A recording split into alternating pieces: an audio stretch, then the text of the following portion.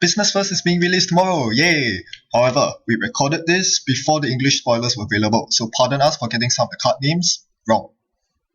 Alright, hi everyone, welcome back to our Mambat Cycle data pack review. This one's on Business First, and today we're doing the Corp side. Joining me is, once again, my awesome Patreon supporter, Ssniper, and now, Store Champion. How are you doing, Ssniper?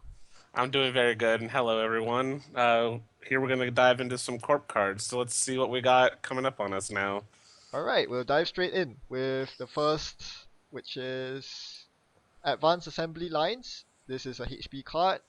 Essentially, to me, this basically reads you get 2 credits and an install because you gain 3 credits but have to pay 1 for the rest cost. So essentially, you're gaining 2 and then you're installing a card.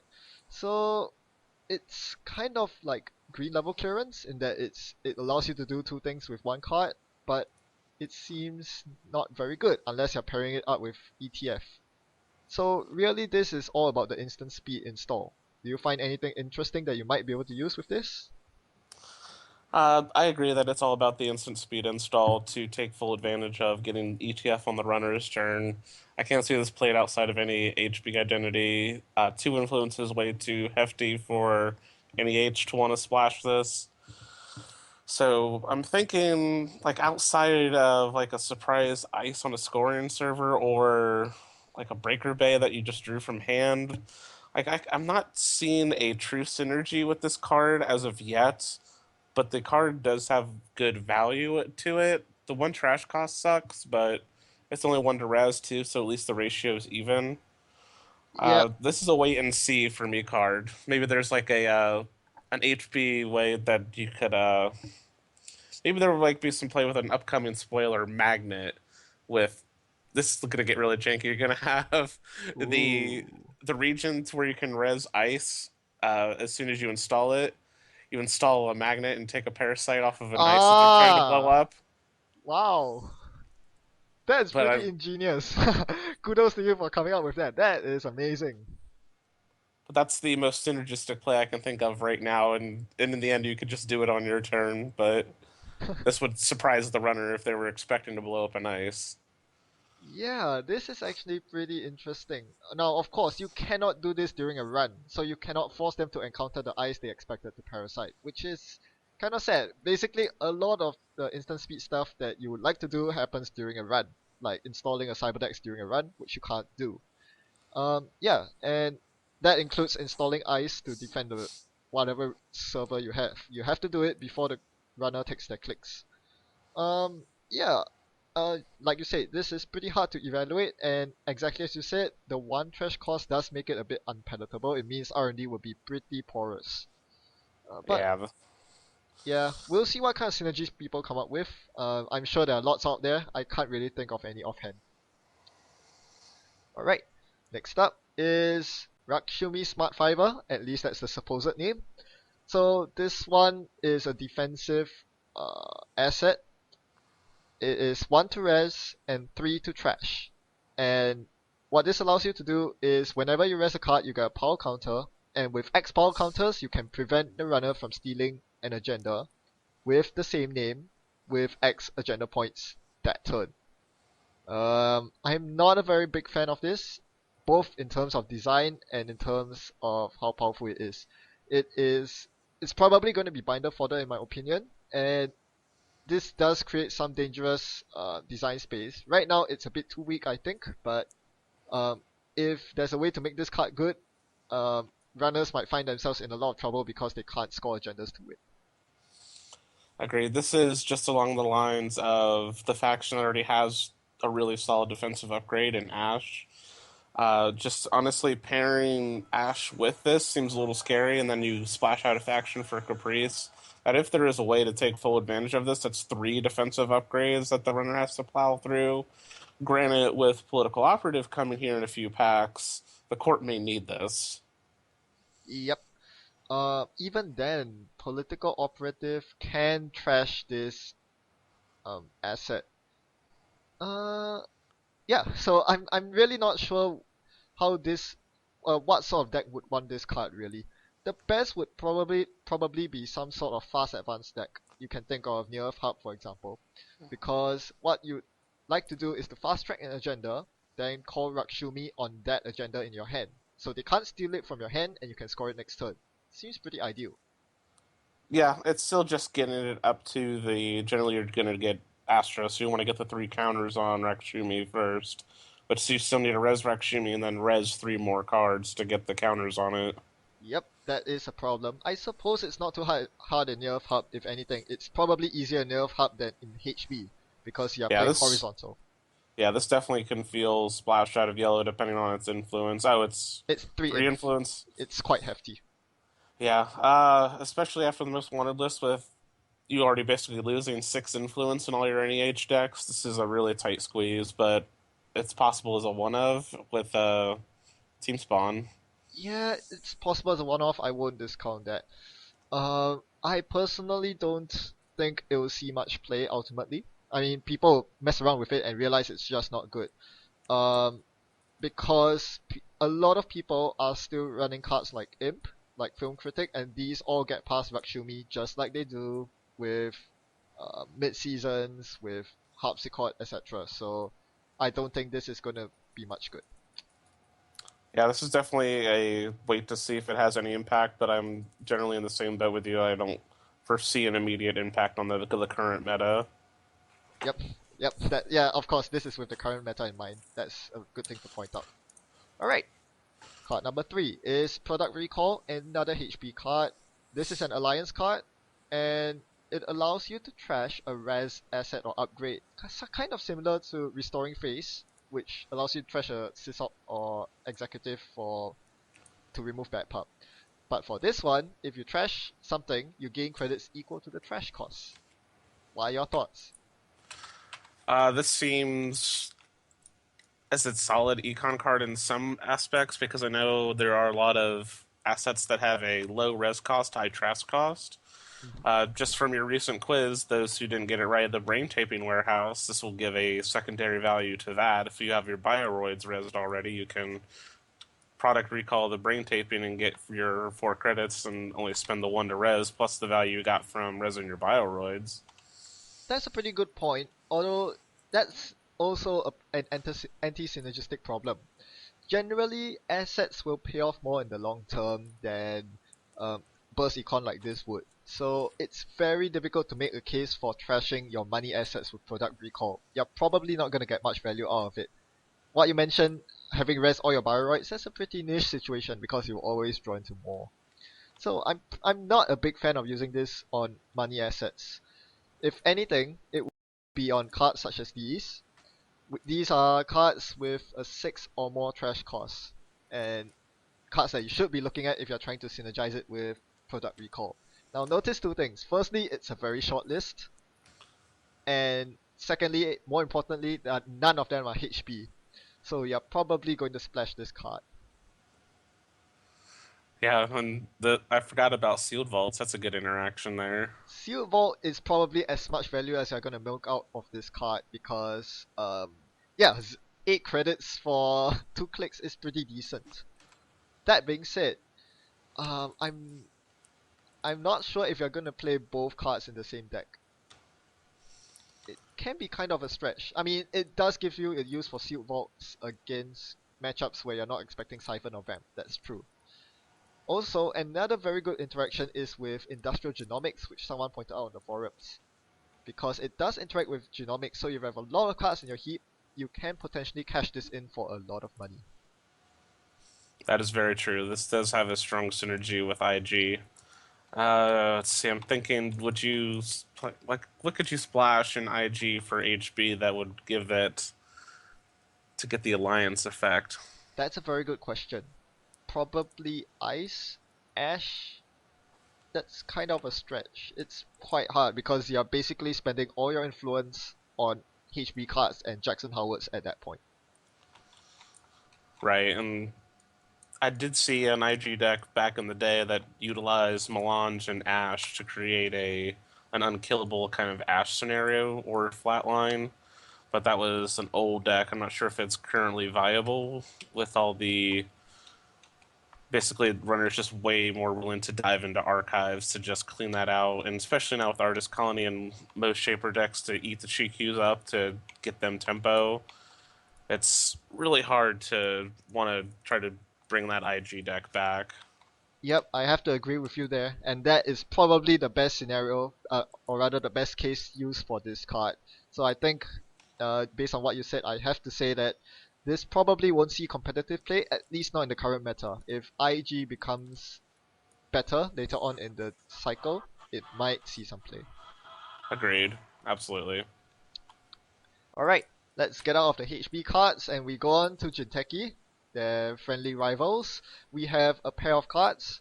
First, let's look at the ID. It's Palana Foods. Gain a credit each turn where the runner draws a card. This is just a very solid ETF-like ID. Not much to say about it, it's just strong. Yeah, just a good solid economy ID. Definitely, when rotation happens, it's going to be the go-to Glacier identity because of RP cycling out. Yeah, that's a very good point. Have you been coming up with any Palana Foods deck of your own? Not any of my own. I've been browsing the StimHack forums and seeing a lot of people are working on kind of a rush plenty of foods, just drawing lots of cards, scoring the Nisei, and rushing behind Caprice. Just typical Jinteki things. And speaking of Rush, that is a very nice segue to the other card, which is Agroplex. Again, a temporary title. When your turn begins, it's an asset. It's a facility. When your turn begins, each player draws a card. So basically, this speeds up your card draw and also gives you the 1 credit from Palana Foods because it's generally quite hard to force the runner to draw cards on the Corp's turn. This allows you to do it. Yeah, just a very solid economy asset for plenty of foods. A little bit dangerous with all the Faust decks running around right now, but that deck draws so many of its own cards that it almost feels like just one extra card is not going to make or break the rush. Especially if they haven't seen Faust. Granted, you could draw them to Faust faster. So, I mean, it definitely has its downsides, but the fact is that if you can get this out, it's 0 to res. Is that correct? 1 to res, 5 to trash. Yeah, 5 to trash. No one's going to trash that. Yeah. That's like marked accounts. Yep. But yeah, exactly what you said. I do have reservations over Agroplex for that exact reason. It seems very dangerous to give the runner free draw. Especially because runner draw is means a lot more for the runner than Corp draw means for the Corp. So it doesn't really work out. I don't think it really works out very well in your favor, to be honest. Even if you consider Palana Foods' ID ability in, even if you consider that, it seems like it's like medical research fundraiser. It doesn't seem like a good card for you. No, like I said, it's all on what you feel getting the runner to draw hurts. Now, if you say like have a like you're wanting, you know that the runner's going to have cards that are going to be challenging your stuff, and you're just here to win side games with Caprice, then if you approach it from that aspect, then you may not see its downside as badly as we are. But I'm in the same boat as you've been. I don't want to give the runner more cards than they get. They draw enough of their own. Yeah, that's true. If you're playing Palana Foods and the Agroplex, you might be more reliant on side games than even a normal RP deck would. That's true. Because yeah, you will draw into their money faster and their breakers faster. So yeah, I mean it's good for rushing, but it seems like you're helping the runner to get to the late game where they can break all your ice that much quicker. Exactly. It's kind of a catch-22 for Rush. It's a lot like Fisk Investment Seminar, to where you're drawing them cards to get to what they need faster. Yeah, I think that's a very good comparison. Fisk Investment Seminar. I mean, we all know that it's the worst of the 3 diesels out there. This one is not that bad, but again, Agroplex, you can't turn it off in that sense. If you don't want to give the runner card draw, you have to override the Agroplex. Well, that being said, Agroplex is not unique, so you can potentially res 3 of them and draw 3 cards for each player a turn. Not sure why you would do that, but it's something you can do. Yeah, that would be a terrifying prospect giving the runner 3 free cards a turn. Yikes. Yeah, and decking yourself that much faster. Yeah. Well, okay, let's move on to another Jinteki card. This one's Harvester. It's the most awful piece of ice in the game. What do you think? There's nothing to be said. This card needs to be burned. I saw someone playing this as a proxy on Jinteki.net quite a long time back, and the Corp just completely abused it by drawing themselves cards during R&D runs so that they won't get flatlined by snares or anything. Yeah, the fact that it's once again, this ice pretty much says when encountered, runner, fine tune your hand to what you want. Oh dear, that's so Get sad. get rid of your duplicate cards and get the cards you need to win the game. Yep. I know hopefully there's going to be some kind of manipulation here to where if the runner is drawing cards on their turn, they can take like net damage if they draw too much, but there's just not that kind of synergy yet. Yeah, and even Genetics Pavilion doesn't help with this at all. You're just giving them a lot more capability to fine tune their hand. So yeah. Well, at least we agree on that. Let's move on to a more interesting card, Disposable HQ. What some people have claimed is the our post rotation savior, our Lord Jackson Howard, because it allows you to bury any number of cards from HQ to the bottom of R&D whenever it is accessed. This works on archives as well. Do you think it's Jackson's replacement? Not at all. It's a solid card. Don't get me wrong. The fact that it can trigger from archives will give you that protection, but to replace Jackson Howard is just kind of to go along with the religious terms blasphemy. Just because Jackson can be used proactively, like this makes the runner have to run. Yes, granted, if they're and like this doesn't even stop a flood because if you're trying to pitch agendas into archives with disposable HQ there, the runner still decides which cards to access first in archives. Well, they're gonna access the agendas before disposable HQ. Yep. Yeah, you captivated what I wanted to say perfectly. Firstly, you cannot trigger it on your own terms, gives you a lot less control. Secondly, the runner can choose to access the hand first, so they can potentially legwork and steal all the agendas from your hand before accessing the HQ. Of course, it could masquerade as a Christium, so runners are probably not likely to do that, but that is something that is still possible. And yeah, it does cost one influence, but it doesn't provide the agenda recycling ability that Jackson does, with allowing you to draw two and ditch everything to archives. So yeah, have to agree with you on that. What do you think of its value as an ambush from R&D or archives? The value as an ambush is great. If we're looking at it outside as a fact of this is going to replace Jackson, the fact that it's another kind of product-like placement upgrade where you can have it literally anywhere, it plays very well into NBN's Never Advance play that's growing popularity with Clot out right now. That the runner can hit this on your remote, and then you can say they were going to hit the remote and then going to go check your centrals afterwards. If they don't see anything in the remote, then you can hide the agendas back in your centrals again. Yeah, that's pretty true. Unfortunately, there doesn't seem to be much use for this card other than hiding agendas. I don't see you burying any other card.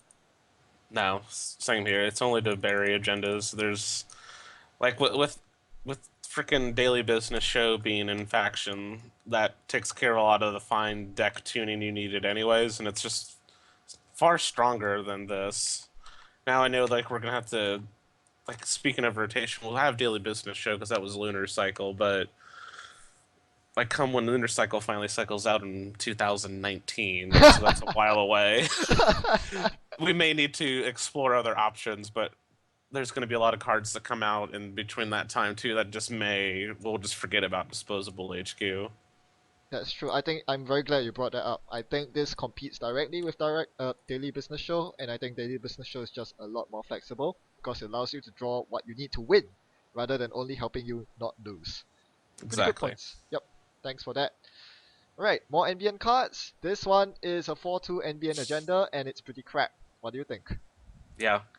They need to stop trying to give NBN 2-for-4s until Beal cycles out. There's just no reason to not run Astro and Beal in almost any NBN deck. Yep. I mean, even if you discount Astro and Bew, I mean, that's basically half of a standard NBN deck. You have space for a couple of 4/2s, but why would you not play an agenda that gives you 5 credits when the runner steals it, or an agenda that costs 4 to steal, or an agenda that allows you to trash a resource? Why would you play this? Yeah, this is silly.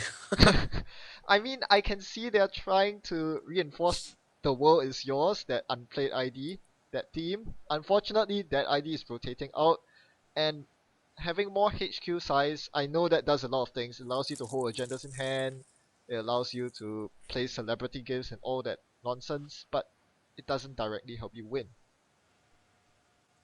Nope.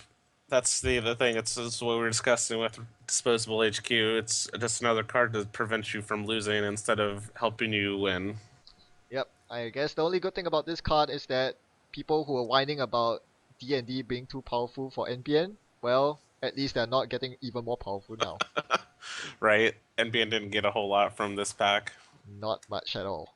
Next up, another agenda. This one is also a 4/2. It's for Wayland, and it's like Oaktown because it's a public agenda. The minor effect is that you get to install a card from HQ into a new server.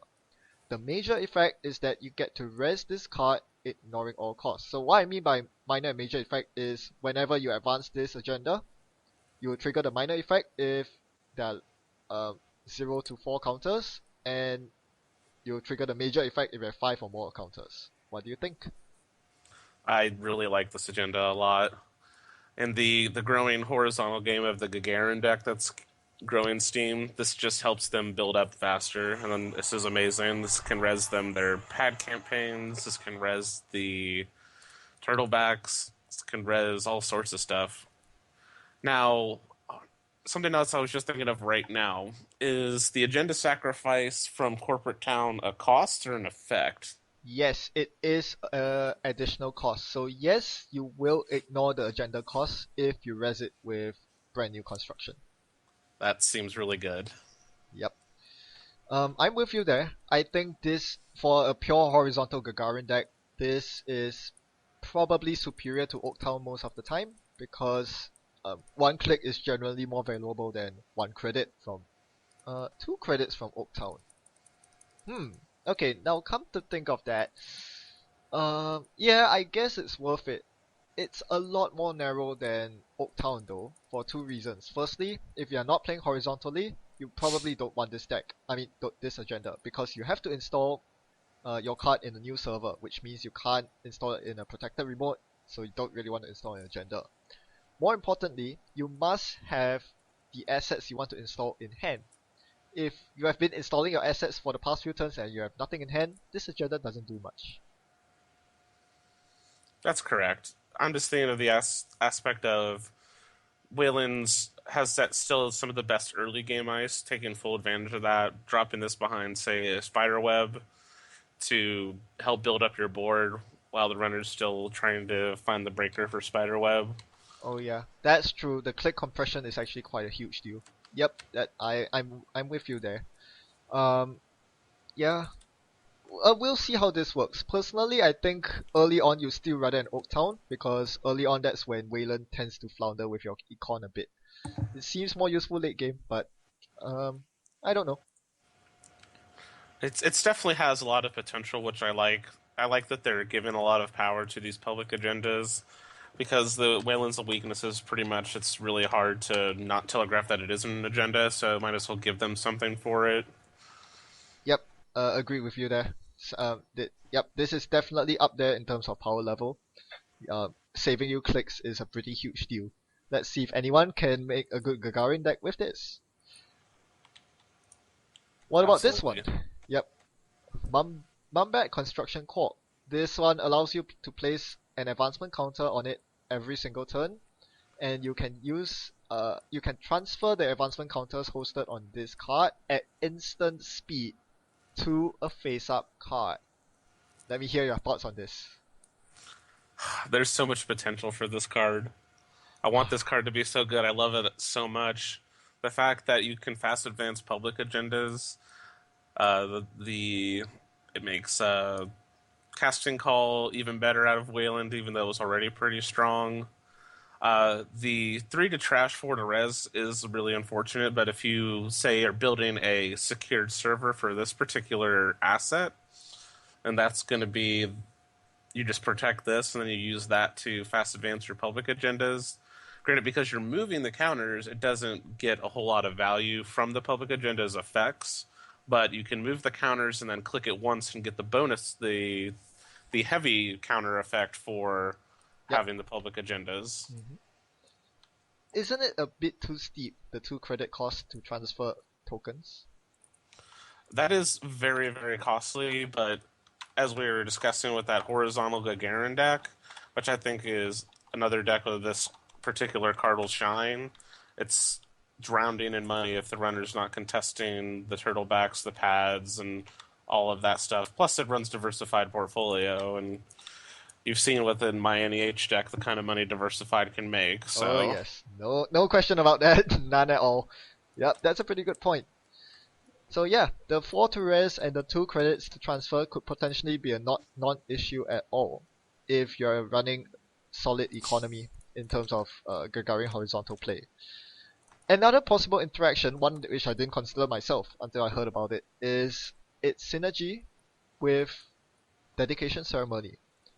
Because the biggest problem with ceremony is that you cannot use ceremony to fast advance agendas. However, you can use this as a proxy to gain the advancement counters and then move them off to whatever agendas you want to score.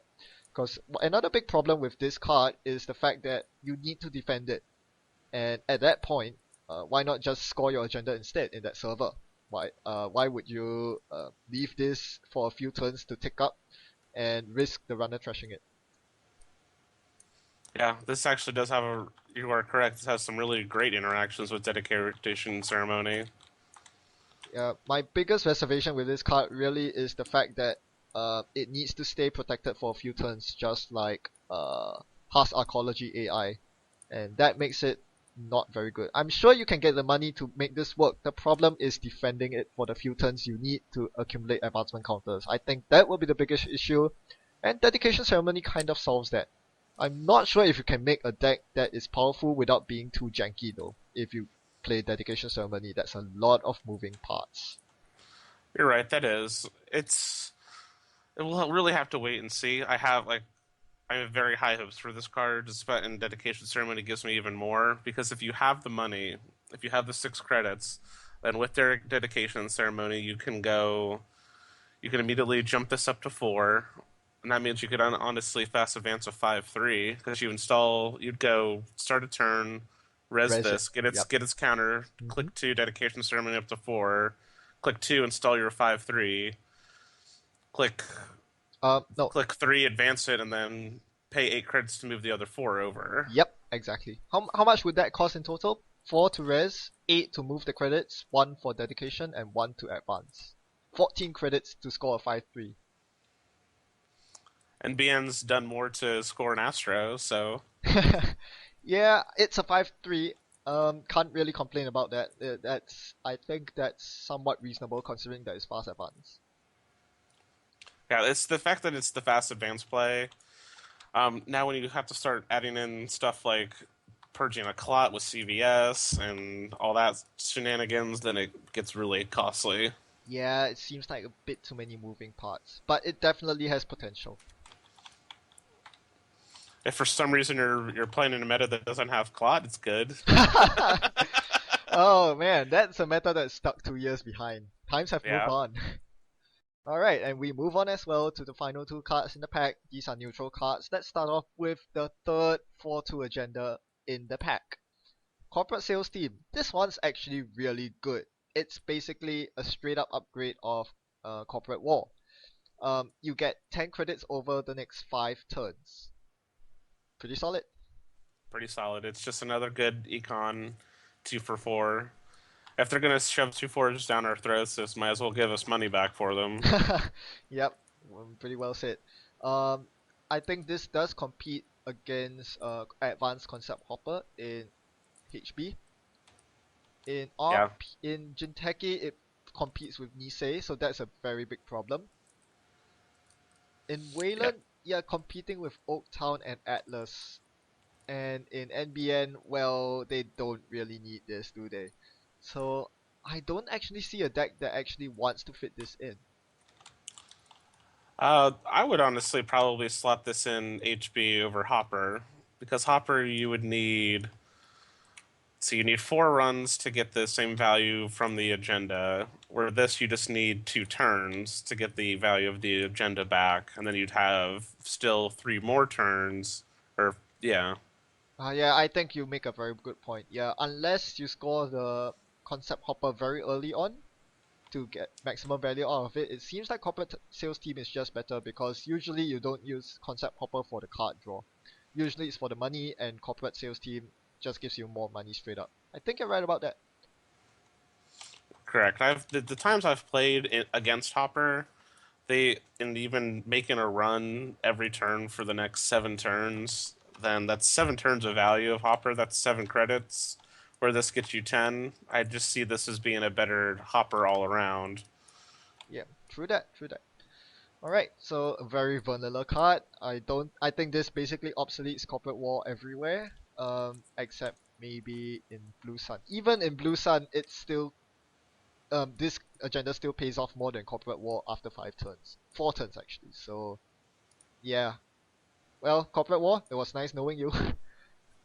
Yeah, Corporate War is on the way out. It's an older card, anyways. I expected. I know people hate the term, but the power creep to come and replace it. It's fine because it was slightly below the power curve anyway. Now this one also relies on one of the older cards. It's Pad Factory and it's 0 influence only if you have 3 pad campaigns in your deck.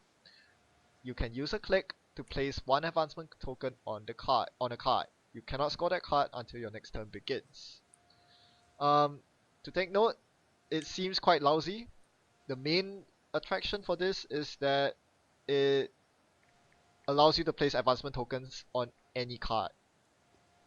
And that's probably the only reason why you want to play this. What do you think? I'm in the same boat as you. The fact that they're actual advancement tokens is. I know there was some distinction between like an advancement counter and an advancement token. Oh, is there? I thought there was. I know there's certain cards to where this is going to go back to one of your older videos with the old advanceable ice, where like you wanted an advancement token, or was it? I don't know, because there was something with. This is going to get into the realm of jank, so bear with us, viewers. This is with to where you couldn't use Constellation Protocol to move counters over to the ice to get their effect because it wasn't the right type of Count. register. Oh, I I would. I'm not sure if there's an official ruling of that. I haven't heard of this, and if there were, I would have to say that advancement tokens and counters are synonymous. That's what I thought as well before I read something about that. Now I don't remember where I read it or saw it, so this could just be complete farce. So take what it is, but you are right. The fact of placing an advancement counter on something is still really good. Yep, it And basically saves you a credit each time you use it, so it's not that bad. If you use it 3 times in 1 turn, you've just saved yourself 1 credit from the 2 res costs. So seems okay.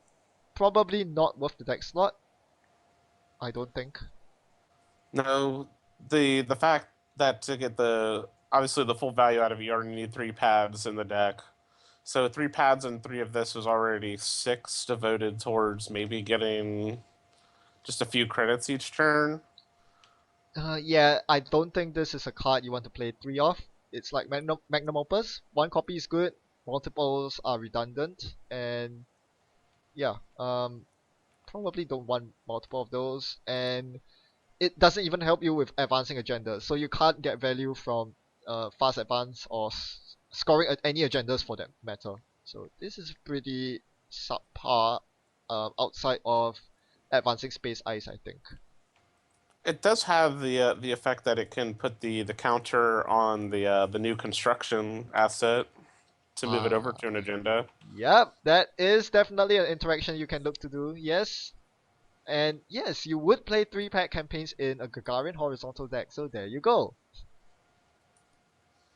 Yep. So that is the one like scoring and agenda aspect that you can get from it. Move this over to Mumbat City Construction.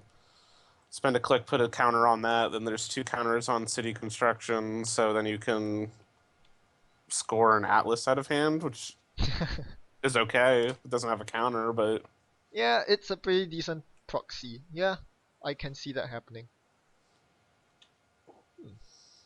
Alright, so that basically wraps up the Corp side of Business First. Overall, for the Corp side, the Jinteki cards are definitely the strongest. Banana Foods is pretty high up there on the power curve in my opinion.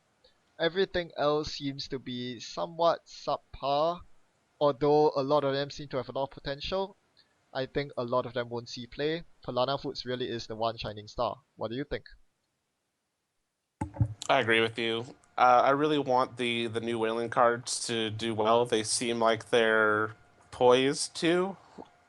Although, as we discussed, it can get very expensive to do all that you want to do with them. But if you have the econ to supplement that, and you have the protection available for that asset, then you need to be on the lookout for Wayland fast advancing 5/3s. Oh man, that is a scary world to be in. Imagine all the 5/3s that could see play once this becomes a thing, if you can get past the consistency issue. Yeah. Now, if you can find a way to make this consistent, then if we can make a tier 1 Wayland construction deck that fast advances 5/3s, I'm all for it. Well, I guess that's something worth exploring. So, once again, for all you viewers, I'm opening viewer's choice once again. Have you thought of any interesting or cool synergies, interactions, deck ideas that involve at least one of the cards from this cycle, runner or corp side? If you have, be sure to leave a comment in any of my videos of your deck idea. It doesn't have to be an entire deck. It can be just a couple of cards you want me to try out. I'll get to them. If they're interesting enough, I will do a deck building and deck play video on that. So yeah, that's about it. Thanks again for joining me as Sniper. Make Ben play CBI Raid. Oh no! Please, they must be at least tier 2.5. Please, please, no, don't give me complete jank. Give him CBI Raid, viewers. You people, you terrible people. Still, thanks for all the laughs. And thanks again to everyone else. Happy net running. Goodbye.